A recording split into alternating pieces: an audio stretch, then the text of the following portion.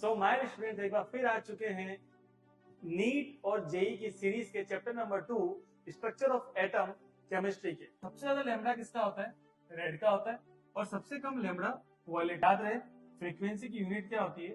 Second inverse, और उसको हम हर्ट्ज बोलते हैं। जब इलेक्ट्रॉन लो एनर्जी लेवल से कहा जाता है हाई एनर्जी लेवल में।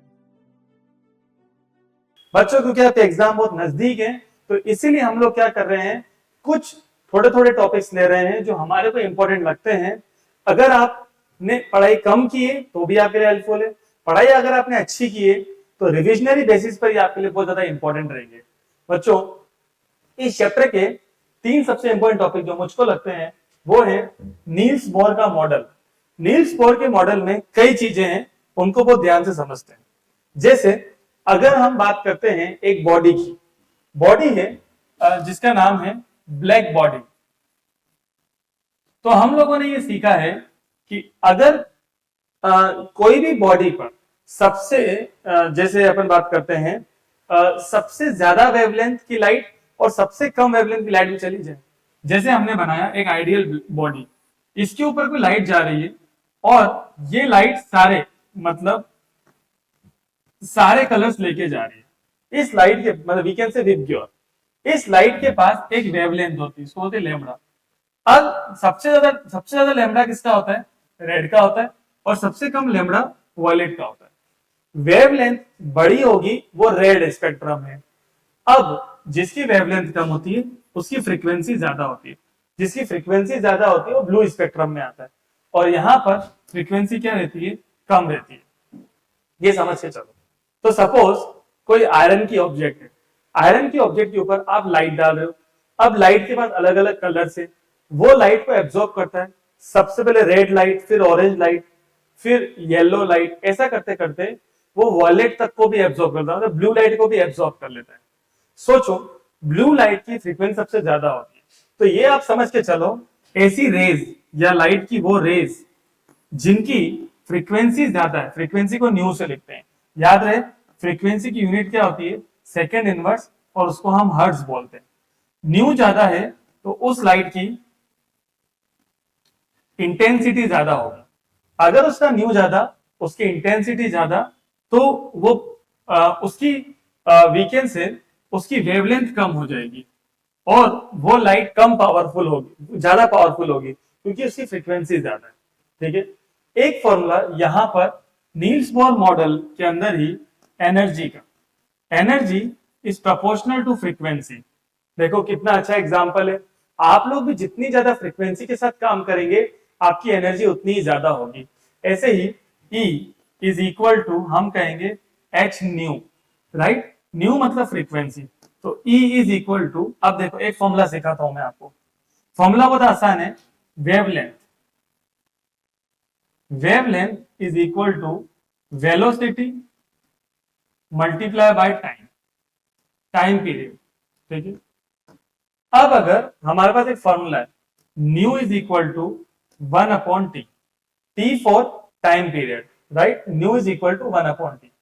तो अगर टाइम ऊपर है तो न्यू की वैल्यू नीचे होगी, क्योंकि अगर टाइम नीचे तो न्यू की वैल्यू ऊपर है। तो ये लैम्बडा, ये वेलोसिटी इनटू टाइम। टाइम नीचे न्यू ऊपर, तो टाइम ऊपर न्यू नीचे, तो v ऊपर और न्यू नीचे, right?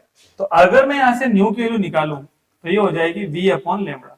v is called velocity of light. अब याद रहे स्पीड ऑफ लाइट हर जगह पर कांस्टेंट रहती है, इसलिए उसके लिए हम c यूज करते हैं, c अपॉन लैम्बडा। तो E is equal to h, यहां क्या रखेंगे हम? c upon lambda, that is called energy, h c upon lambda. तो देखो लैम्बडा नीचे की ओर है, वेवलेंथ जितनी ज्यादा होगी एनर्जी उतनी ही कम होगी, ये बात याद रहे। अब इसी को अगर मैं कनेक्ट करता हूं डी ब्रोगली के मॉडल के साथ। डी ब्रोगली ने क्या मॉडल दिया? उन्होंने दिया ड्यूअल नेचर ऑफ मैटर। मतलब मैटर की प्रॉपर्टी पार्टिकल लाइक भी होती है, वेव लाइक भी। ई का जो एक पहला फॉर्मूला है, ई इज इक्वल टू क्या होता है? mc square. और ई का दूसरा फॉर्मूला क्या सिखाया? H C upon lambda.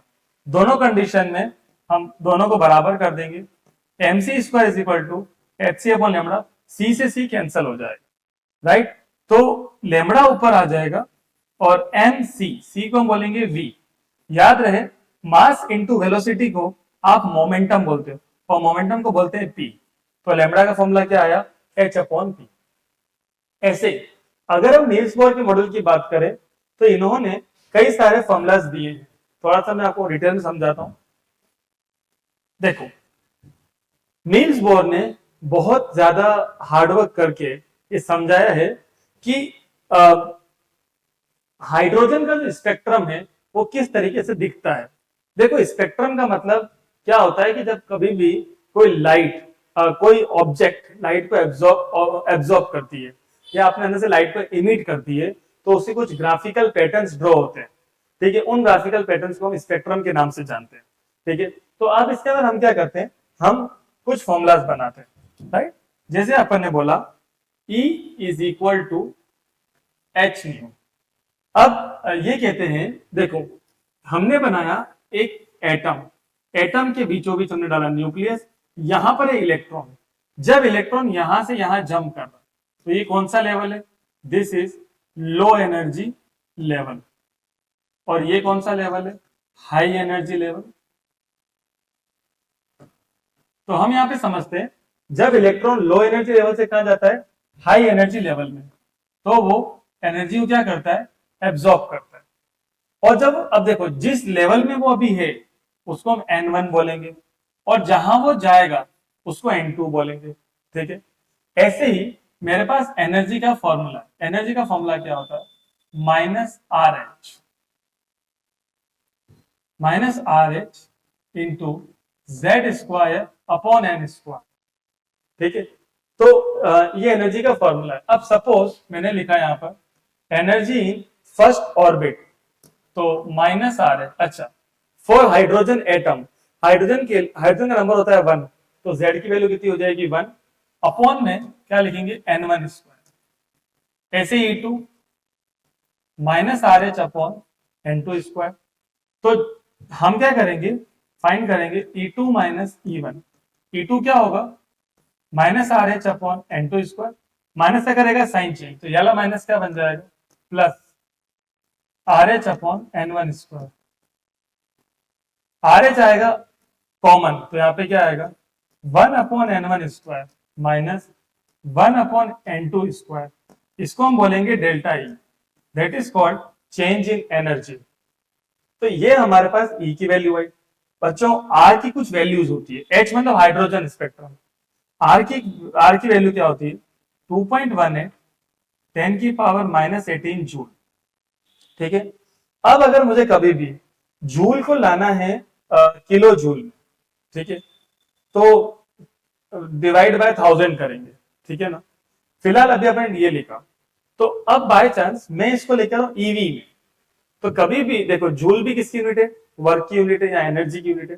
EV electron volt भी इसी की यूनिट है। ठीक है, देखो एक बात याद रहे, अगर हम बात करें ईवी की, ठीक है, तो इलेक्ट्रॉन वोल्ट में लाने के लिए हम डिवाइड, देखो 1 कुलॉम्ब में 1 कुलॉम्ब में कितने इलेक्ट्रॉन होते हैं 1.6, नहीं सॉरी 1 मतलब सॉरी चार्ज क्या होता है इलेक्ट्रॉन पे चार्ज होता है 1.6 10 की पावर माइनस 19 कुलॉम्ब। ये डिवाइड में जाता है, तो सपोज हमने इसको डिवाइड में लिया 1.6 10 की पावर माइनस 19, ऊपर जाके हो जाएगा प्लस 19, तो 19 में 18 गया तो 1 बचता है, तो ये पॉइंट इधर खिसक जाएगा, मतलब 21.8। देखो 19 में देखिए प्लस हो गया तो 10 बना, 10 का मतलब क्या होता है, एक पॉइंट को आप राइट साइड में खिसका सकते हो, तो 2.18 क्या बन गया 21.8। जब 21.8 में हम डिवाइड देते हैं 1.6 का, बिकॉज देखो आंसर याद रखना है 21.8 divide by 1.6 you will get 13.6। तो यहाँ पे आंसर क्या आएगा 13.6 ईवी, और फिर आगे पूरा का पूरा सेम रहेगा, राइट। सो ये एक पहला फॉर्मूला बना अपने पास। अब अगर आपको रेडियस निकालनी है, जैसे नील्स बोर ने हाइड्रोजन स्पेक्ट्रम पे काम किया, तो हाइड्रोजन पे काम किया, हाइड्रोजन का Z कितना है 1 और N नंबर ऑफ इलेक्ट्रॉन भी कितने हैं 1। ठीक है, अगर काम किया हीलियम पे, तो हीलियम का Z है 2 और N है 2, तो इसका स्पेक्ट्रम नहीं बन पाएगा as per Niels Bohr model. तो ये क्या कर रहे हैं, ये काम करते हैं He प्लस पे, Z तो 2 है पर n की वैल्यू कितनी है 1, मतलब अगर चार्ज +1 है तो एक माइनस हो जाएगा, दो में से एक गया तो कितना बचता है, एक बचता है। ऐसे अगर Li2+ तो Z की वैल्यू 3 हो गई और n की वैल्यू कितनी हो गई 1, क्योंकि लिथियम में से, लिथियम का नंबर है 3, 3 में से 2 चला है, कितना बचता है, एक बचता है, राइट। सो इसी बात को हम आगे बढ़ाते हैं। इसी सीरीज में अपन करते हैं questions. How many number of electrons are present in a particle which carry the charge of this. बेटा एक बार ध्यान रखना, 1 कूलम में कितने इलेक्ट्रॉन होते हैं, 1 कूलम में इलेक्ट्रॉन 6.25 10⁻18 इलेक्ट्रॉन्स। तो हमारे पास जितना भी कूलम है, कितना कूलम है, 5.5 10⁻16 इंटू क्या करेंगे 6.25 10⁻18, राइट। तो हम इसको मल्टीप्लाई करेंगे, किसको, 625 को 55 से,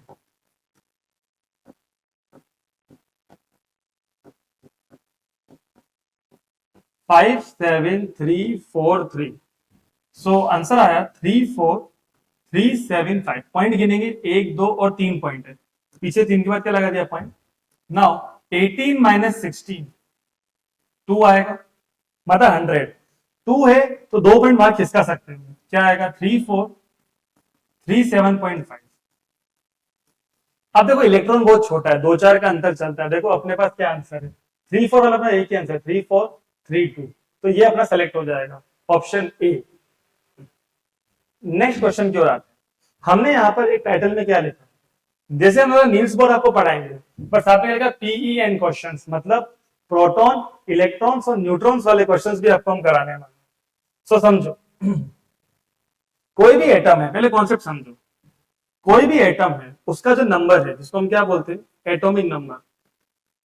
एटॉमिक नंबर को हम किससे लिखते हैं, Z से। Z कुछ भी हो, जैसे Z अपन ने बोला 12, तो 12 पे क्या आता है, मैग्नीशियम, ये कभी भी चेंज होने वाला नहीं।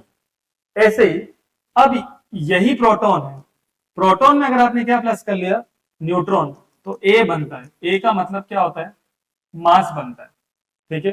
तो देखो अगर मैंने लिखा Mg, 12 लिखा मैंने, तो इसका मास 24 है, मतलब 12 में क्या प्लस करो कि 24 आ जाए, तो 12 में 12 ही प्लस करेंगे, मतलब न्यूट्रॉन भी 12 होगा, तो 12 + 12 कितना होगा 24, ठीक है। अब एक चीज और समझना, एक फॉर्मूला होता है चार्ज, चार्ज का फॉर्मूला होता है प्रोटॉन माइनस इलेक्ट्रॉन, ठीक है। अगर किसी का चार्ज 2 है, ठीक है, तो मैंने कोई सा भी चार्ज है, तो प्रोटॉन मतलब जो कभी चेंज नहीं होता है उसको बोलते हैं प्रोटॉन, तो चार्ज क्या होता है, प्रोटॉन माइनस इलेक्ट्रॉन, ठीक है। अब अपना question, an element with mass number 81, कोई भी एलिमेंट है उसका मास नंबर क्या है 81, contains 31.7% more neutrons as compared to proton।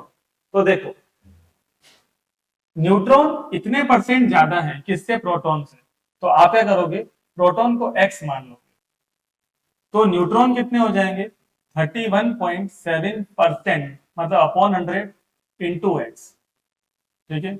ज्यादा है मतलब क्या लगाएंगे, +x लगाएंगे, ठीक है, क्योंकि न्यूट्रॉन प्रोटॉन से इतना ज्यादा है, तो उड़ा के नीचे क्या जाएगा 0, 1000 आएगा एलसीएम, 1000 से 1000 कैंसिल, तो ऊपर आएगा 317x plus 1000x, this is 1317x upon 1000, this is called neutron.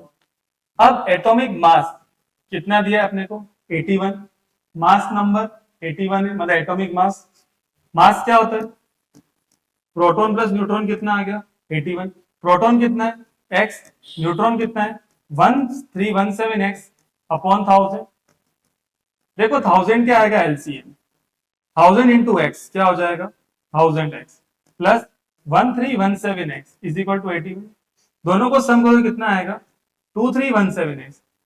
Now 81,000 x is equal to 81,000 upon 2317। अब देखो x को हमने क्या माना, प्रोटॉन, और प्रोटॉन ही एटॉमिक नंबर है, तो हम क्या करेंगे, एक डिवाइड देंगे, 81,000 डिवाइड बाय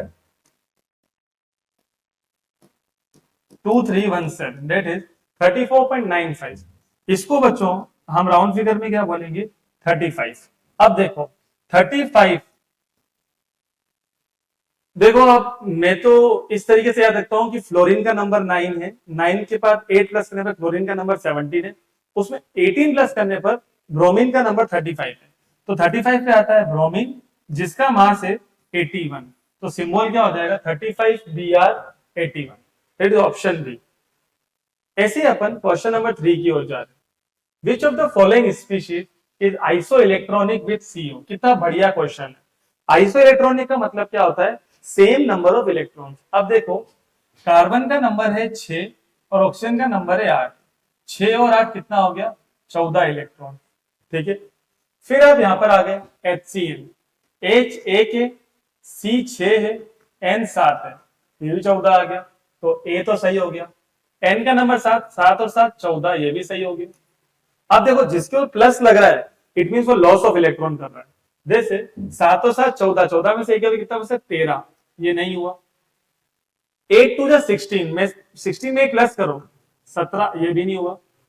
कार्बन 2 है, 6 टू 12, 12 में 2 प्लस करो 14, तो 14, 14 और 14 मतलब ABE। तो आंसर क्या हो जाएगा ABE, are iso electronic with carbon monoxide CO। Next question, a 100 watt bulb emit monochromatic light of wavelength 400 nanometer। तो पावर 100 वॉट है, वेवलेंथ 400 नैनोमीटर है। ठीक है, calculate number of photons emitted पर सेकेंड बाय द बल्ब। याद number पर second, number पर second is called frequency. ठीक है, तो मैंने बोला नंबर ऑफ इलेक्ट्रॉन, जैसे नंबर ऑफ हार्ट बीट पर सेकेंड इज अ फ्रीक्वेंसी। ठीक है, तो मुझे यहाँ पे फ्रीक्वेंसी चाहिए। अब अभी अपन ने डिस्कस किया था लेमड़ा इज इक्वल टू, हमने क्या डिस्कस किया था, वेलोसिटी अपॉन फ्रीक्वेंसी। तो फ्रीक्वेंसी क्या होगा वेलोसिटी अपॉन लेमड़ा। ठीक है, अब अपने पास वॉट, वॉट का मतलब क्या होता है, वॉट का मतलब होता है जूल इंटू सेकेंड, जैसे नहीं जूल पर सेकेंड। क्योंकि देखो पावर का फॉर्मूला क्या होता है energy upon time, energy joule में टाइम सेकेंड में, तो जूल पर सेकेंड। ठीक है, तो पावर अपने पास जूल पर सेकेंड में आ गई, अपने को नंबर ऑफ फोटॉन्स चाहिए पर सेकेंड। एक काम करते हैं, जूल अपने पास आ गया, अगर अपन जूल निकाल लें तो देखो एनर्जी का फॉर्मूला क्या होता है एच न्यू।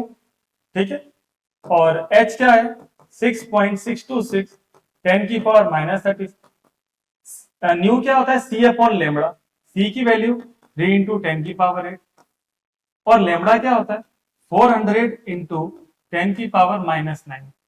ठीक है, अब देखो आप इसको मल्टीप्लाई करेंगे 3 6 18 हासिल का 1, 19.878 डिवाइड बाय 4, ये दो हैं तो -9 और -9 और 2 -7, ऊपर जाके +7, 7 और 8 15, 15 -34 -19। जब मैं 4 का डिवाइड दूंगा तो 4.38 मतलब 927 मतलब 6, 4.96 10 की पावर -19 जूल। अब देखो मैं डिवाइड दूंगा तो जूल से जूल कट जाएगा तो बचेगा ना सेकंड इनवर्स। तो number of photons per second is called frequency, उसको बोलते सेकंड इनवर्स। तो अपन क्या करेंगे जूल सेकंड कितना है, हम निकालेंगे number of photons per second, तो हम लिखेंगे 100 जूल पर सेकेंड डिवाइड बाय, इसको मैं राउंड फिगर में 5 बोल देता हूं, 5 इंटू 10 की पावर -19 जूल। देखो जूल से जूल कट गया, आ गया पर सेकेंड, तो देखो ऊपर जाके हो जाएगा प्लस और 5 से कट जाएगा 20 बार, 20 इंटू 10 की पावर 19, तो 2 इंटू 10 की पावर 20 फोटॉन्स पर सेकेंड, तो 2 10 की power 20, that is the right answer. ठीक है, इट्स कॉल्ड पर second. Next, the energy of the ground electronic state of hydrogen atom is -13.6 eV। अब देखो energy of the ground state मतलब first में energy कितनी है -13.6 eV। एनर्जी का फॉर्मूला क्या होता है -RH अपॉन n स्क्वायर। अब फर्स्ट बोल रहा है मतलब यहाँ पे 1 आ गया, ठीक है। अब ये बोलता है कि second the energy of hydrogen atom in the first excited state. देखो फर्स्ट एक्साइटेशन का मतलब क्या होता है, first energy level to second energy level, मतलब आप डबल हो गए, ठीक है। तो आप क्या करोगे, सेकंड में चले गए आप, ठीक है। तो यहाँ पे n की वैल्यू क्या हो जाएगी 2। तो देखो मेरी बात सुनना, हमेशा फर्स्ट वाले से कंपेयर करते हैं। तो जब आप बोलोगे माइनस आर एच, यहाँ पे लिखोगे 2 का स्क्वायर और मल्टीप्लाई बाय क्या करने वाले हो आप 13.6। तो 4 से आप इसको काटोगे, you will get 3.4। तो what is the answer, -3.4 eV, याद रहे। नेक्स्ट, ऐसे ही अपन सीख रहे, नील्स बोर ने जो हाइड्रोजन स्पेक्ट्रम लगाया और उसके अंदर उसने जो क्या कहता है, radius of stationery state which is also called Bohr radius is given by the expression। ये रेडियस का expression where the A0 is, देखो यहाँ पे याद रखना A0 की वैल्यू सबसे पहले क्या होती है 52.9 पिकोमीटर। ये तो अपना सही हो गया, बट अपन इसको नैनोमीटर में भी लाना चाहिए। तो याद रहे, पहले आप पिको को हटाओ तो 10 की पावर -12 मीटर, फिर आप नैनो लेके आओ, नैनो के लिए 10 की पावर 9 नैनो, तो क्या हो जाएगा 10 की पावर -3, 3 पॉइंट खिसक जाएंगे, 0.0529 नैनोमीटर। ये भी सही है और ये भी सही है, ठीक है। देखो इन्होंने बच्चों को कंफ्यूजन लिए ऐसा भी दिया, कंफ्यूजन तो क्रिएट करते हैं, हालांकि ये आंसर है 52.9 पिकोमीटर। नेक्स्ट, कितना बढ़िया क्वेश्चन है, the pair of ions having same electronic configuration, मतलब ऐसे कौन है जिनके पास सेम नंबर ऑफ इलेक्ट्रॉन्स है। देखो क्रोमियम का नंबर है 24, 24 में से 3 गया तो 21, 26 में 3 गया तो 23 बराबर में। आयरन का नंबर है 26, 26 में से 3 गया तो 24, और Mn का नंबर है 25 में से 2 गया तो भी देखो 26 में से 3 गया तो 23 और 25 में से 2 गया तो भी 23, तो दोनों तरफ सेम नंबर ऑफ इलेक्ट्रॉन, तो ऑप्शन बी हो जाएगा, याद रखें। फिर for बामर series of hydrogen spectrum, बामर series के लिए N1 की वैल्यू कितनी है 2 और N2 कितना है 3, 4, 5, ठीक है। देखो मैं आपको 5 सीरीज सिखाता हूं। देखो पहली सीरीज है, यहां लिखता हूं सीरीज, यहां N1 यहां N2। पहली है लाइमन, दूसरी बामर, तीसरी पाशान, चौथी ब्रैकेट और पांचवी है फंड। ये सीरीज शुरू होती है 1 2 3 4 5 फर्स्ट एनर्जी लेवल से और जाती का है 2 3 4, ये 3 4 5 ऐसा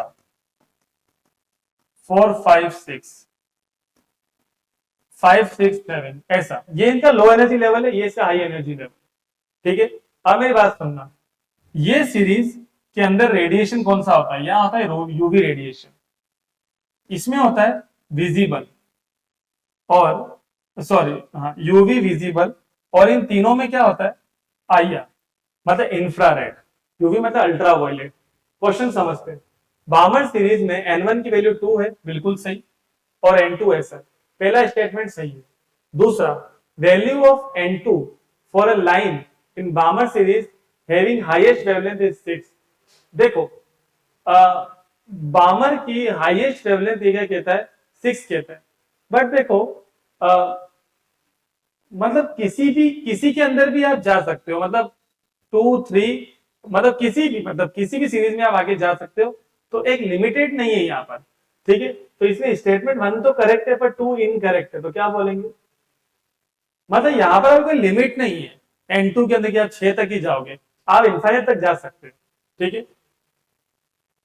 the spectrum of He plus is expected to be similar of hydrogen, बिल्कुल सही, क्योंकि He का नंबर 2 है, 2 में से 1 गया तो 1 बचा, यहाँ पर भी 1 और हाइड्रोजन में भी 1 इलेक्ट्रॉन, ये बात सच है। He plus is also 1 electron, ये भी बात सच है। तो स्टेटमेंट 1 and 2 दो both are correct.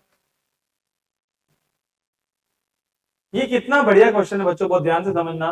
What would be the wavelength and name of the series respective for the emission transition of hydrogen atom if it starts from the orbit having radius this and end with this. Start जहां से होता है उसको n1 बोलते हैं. अब radius कितनी थी 1.3225 नैनोमीटर. अब मैंने नैनोमीटर के लिए क्या सिखाया था 0.0529. फिर अपन ने क्या बोला था z स्क्वायर अपॉन n. ठीक है. एक बार अपन यहाँ पे चेक करते हैं रेडियस के फॉर्मूला को. n स्क्वायर आएगा. सॉरी, तो ये क्या कहलाएगा बेटा n स्क्वायर अपॉन z. ठीक है 1.3225. अब देखो z इन्होंने कौन सा स्पेक्ट्रम बोला है हाइड्रोजन एटम, तो z की वैल्यू 1 होगी. तो n स्क्वायर क्या हो जाएगा 1.3225 डिवाइड बाय 0.0529. पॉइंट के 4 से पॉइंट के 4 कैंसल. अब देखो ये कटेगा 23 से काट देते हैं. 23 बार आता है. 23 5 जा 115 और 6 जा 138, तो 5 जा 115. 17 और 2 7 जा 161 और फिर 5 जा 23 से कटेगा 2 बार 25, तो n स्क्वायर 25, 5 का स्क्वायर. तो देखो n1 कितना आया 5, क्योंकि ये बोल रहा है इफ स्टार्ट, यहाँ पे स्टार्ट कर रहा है. अब n1 5 है, तो अपन ने सीखा अगर n1 5 है तो फंड बोलेंगे. वैसे तो मेरा आंसर आ गया कि 5 है मतलब फंड है. वैसे तो ऑप्शन सी है, बट फिर मैं आपको n2 भी निकाल के बताता हूँ. अब n2 एंड्स जहां पे हो रहा है तो आप बोलोगे अगेन r 211.6 पिकोमीटर. क्या हाँ पिकोमीटर का फॉर्मूला 52.9 n स्क्वायर. देखो n मुझे चाहिए, z की वैल्यू 1 है, ये गया डिवाइड में. देखो पिकोमीटर तो 52.9 लेना और नैनोमीटर तो 0.0529 लेना. तो 211.6 52, देखो पॉइंट से पॉइंट कैंसिल. 529 4 जा 2116. तो देखो फर्स्ट एनर्जी लेवल इसका 5 है और सेकेंड एनर्जी लेवल इसका 2 है. तो फर्स्ट एनर्जी लेवल से ये 2 की ओर आ रही है, मतलब हाई से लो की ओर जा रही है, तो यहाँ पे एनर्जी इमिट होगी. ठीक है. सो देखो व्हाट वुड द वेवलेंथ. अब आपको वेवलेंथ फाइंड करनी है. तो देखो वेव नंबर का एक फॉर्मूला होता है. 1.09 इंटू 10 की power 7 1 upon n1 square minus 1 upon n2 square. 1.09 10 की पावर 7, n1 है 5. तो देखो एक बार अभी अपने को प्लस में रखना है, तो वहां पे पहले 2 का स्क्वायर 4 कर दो और 5 का स्क्वायर क्या 25. ठीक है. तो अपन क्या करेंगे 1.09 10 की पावर 7, इनका एलसीएम कितना आएगा 100. 25 माइनस 4 21, 21 9 जा 189, फिर का 18 22.89 और 100 है ना, तो 10 की पावर क्या आ जाएगा 5, मतलब ये 7 और ये कट जाएगा. ठीक है. अब ये अपना वेव नंबर आया. वेव नंबर क्या होता है 1 अपॉन लेमड़ा. तो लेमड़ा क्या हो जाएगा 1 अपॉन 22.89 10 की पावर 5, ऊपर जाके हो जाएगा -5. अब अगर मेरा यहाँ पे मेरी बात को ध्यान समझना, मुझे ऊपर इससे कोई बड़ा नंबर चाहिएगा, तो मैं बड़ा नंबर क्या ले रहा हूँ 100. तो जैसे मैंने ऊपर 2 जीरो उधार ले लिए तो 10 की पावर आ जाएगा -7. इसको मैं राउंड फिगर में 23 बोल रहा हूँ. 23 की टेबल का मैं इसमें डिवाइड दे रहा हूँ. 23 4 जा 92, 80 3 जा 69. सो और फिर अपना एक और मतलब लाइक 4 जा 92 80, अच्छा 80 आया और 110, तो लमसम 5. अब सपोज अगर मैं इसको 435 बोल दूं तो 2 जीरो और तो -9, तो इट इज कॉल्ड नैनोमीटर. जैसे मेरा क्या मैंने राउंड फिगर में काम किया तो मेरा 435 है और यहाँ पर क्या 545, तो ये एक प्रायोरिटी वाला आंसर, क्योंकि वैसे तो मेरा आंसर आ चुका है फंड, क्योंकि शुरू कहां से हो रहा है, मैं तो करके दिखाया कि करने का तरीका इसका ये। बहुत ही बढ़िया क्वेश्चन बच्चों आपके सामने आया, energy and radius of the first Bohr orbit of He plus and Li2 plus. ये कहता है RH को ये मानना है और A0 को ये मानना है। देखो सबसे पहला अपन खुद ही निकाल लेते हैं, एनर्जी का फॉर्मूला क्या सिखाया, -RH, ठीक है, और एनर्जी माइनस में ही आएगी, ऑब्वियस बात है। और फिर अपन ने energy Z² upon N², energy कैसे, ठीक है। सो एक बार जैसे कि अपन रेडियस पे आए थे, तो एनर्जी के फॉर्मूला में ऊपर Z², अब एनर्जी में चाहिए RH की वैल्यू -2.18 10 की पावर -80 Z। अब देखो मेरे को हीलियम चाहिए, Z की वैल्यू क्या है 2, और N है number of electron, He plus, तो इलेक्ट्रॉन तो 1 हुआ, और 2 का स्क्वायर 4, 4 है 32 हासिल का 3, -8.72 10 की पावर -18 जूल। अब देखो एनर्जी ये अपनी हीलियम की आई है, तो हीलियम की एनर्जी कहीं पर भी आप देख लो, जो मुझे चाहिए वो ये रही, हीलियम की ये रही, ठीक है, और कहीं पर भी ऐसा नहीं है। तो वैसे तो मेरा आंसर हो चुका है कॉम्पिटिटिव एग्जाम के हिसाब से, ऑप्शन ए, ठीक है। तो एनर्जी निकाला मैंने आपको सिखा दिया, एक बार मैं सिखाता हूँ आपको रेडियस। चलो अपन एक काम करते हैं, रेडियस अपन लिथियम की निकालते हैं, तो मेरे को ये मिलनी चाहिए रेडियस। तो रेडियस का फॉर्मूला क्या सीखा, 52.9 N² अपॉन Z। N, अब Li2 प्लस, तो N की वैल्यू 1 हो गई, क्योंकि 3 में से 2 गया तो 1 बचता है, और Z इसका नंबर 3 है,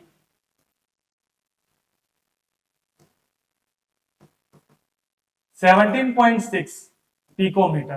तो you can see this 17.6, right. बहुत बारीकी, देखो इन्होंने 8.62 का 72 का ऑप्शन दिया है, पर देखो पावर को भी देख के रखना, हमारी पावर -18, ठीक है, हालांकि ऑप्शन ए। बच्चों यहां पर जो अपन क्वेश्चंस लेके आए थे वो हमने आपके लिए कंप्लीट करा है। बच्चों हमने आपको बोला कि 3 तरीके क्वेश्चंस है, अभी मैं यहाँ पर एक टॉपिक और था बच्चों, क्वांटम नंबर, उसके क्वेश्चंस नहीं है, पर मैं थोड़ा आपको समझा देता हूँ। वो इसलिए नहीं है बच्चों की देखो टॉपिक थोड़े डेप्थ में है, और जब नया सेशन अभी शुरू होगा तब मैं आपको शुरुआत से एक टॉपिक कराता जाऊंगा अपने यूट्यूब वीडियोस के अंदर। माय स्टूडेंट्स, मैं मानता हूं कि अभी मैं इस प्लेटफॉर्म पे नया हूं, बट जो मैं क्वेश्चन करवा रहा हूं ये ऑफलाइन इंस्टीट्यूट के अंदर पूरा एक्सपीरियंस लेने के बाद आपको करवा रहा हूं। सो आपको भी अगर इस चैप्टर को सक्सेसफुल बनाना है अपनी जर्नी में, ये 3 टॉपिक्स, नील्स बोर के मॉडल के सारे क्वेश्चन, इसके अलावा प्रोटॉन इलेक्ट्रॉन न्यूट्रॉन के क्वेश्चन, और क्वांटम नंबर के क्वेश्चन, मुझे लगता है कि इसमें से आपके क्वेश्चन आ सकते हैं। बच्चों अगले चैप्टर के लिए जुड़े रहें, classification of elements and their periodicity. Thank you very much. Thanks a lot. All the best, and keep sharing this valuable information to all your friends and needy people. Thank you.